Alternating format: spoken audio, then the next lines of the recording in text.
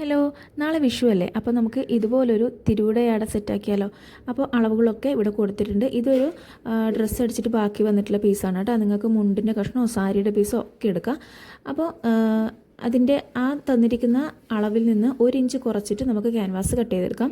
ഇനി ഇതുപോലുള്ള ചെറിയ ചെറിയ പീസ് തുണികൾ, നല്ല ഭംഗിയുള്ള തുണികളും അതുപോലെ ലേസുകളും ഉടുപ്പൊക്കെ അടിച്ചിട്ട് ബാക്കിയുള്ളതാണ്. ഇതൊക്കെ എടുത്തിട്ട് വരിക, എന്നിട്ട് ഇതുപോലെ അറേഞ്ച് ചെയ്ത് കൊടുക്കുക. എങ്ങനെയാണോ നിങ്ങളുടെ ക്രിയേറ്റിവിറ്റി അനുസരിച്ച് നല്ല ഭംഗിയായിട്ട് ചെയ്യാൻ പറ്റുന്ന അതുപോലെ ചെയ്യാം. ഇനി നമുക്ക് അതൊക്കെ ഇതിലേക്കൊന്ന് അറ്റാച്ച് ചെയ്ത് കൊടുക്കാം കേട്ടോ. അതിന് ശേഷം നമുക്കിതുപോലെ ഫോൾഡ് ചെയ്തെടുക്കാം. അപ്പോൾ ഫോൾഡ് ചെയ്യുമ്പോൾ തന്നെ നന്നായിട്ട് പ്രസ് ചെയ്തിട്ട് തന്നെ ഫോൾഡ് ചെയ്തെടുക്കുക. ഇനി അതിൻ്റെ താഴ്ഭാഗത്ത് ഇതുപോലെ സ്റ്റിച്ച് ചെയ്ത് കൊടുക്കുക. ഒന്നുകിൽ സ്റ്റിച്ച് ചെയ്ത് കൊടുക്കുക, അല്ലാന്നുണ്ടെങ്കിൽ കൈവച്ച് തുന്നിയാൽ മതി. ഇനി ബാക്കി വന്നിട്ടുള്ള ലേസ് താഴ്ഭാഗത്തു കൂടി ഒന്ന് ഫോൾഡ് ചെയ്തെടുക്കുക. അപ്പോൾ നമ്മുടെ തിരുവുടയാട റെഡി ആയിട്ടുണ്ട്. എങ്ങനെയുണ്ടെന്ന് കമൻറ്റ് ചെയ്യും. അതുപോലെ തന്നെ സബ്സ്ക്രൈബ് ചെയ്ത് സപ്പോർട്ട് ചെയ്യാൻ മറക്കല്ലേ. അപ്പോൾ എല്ലാവരും അടിപൊളിയായിട്ട് വിഷു ആഘോഷിക്കുക. എല്ലാവർക്കും ഹാപ്പി വിഷു. ടാറ്റാ.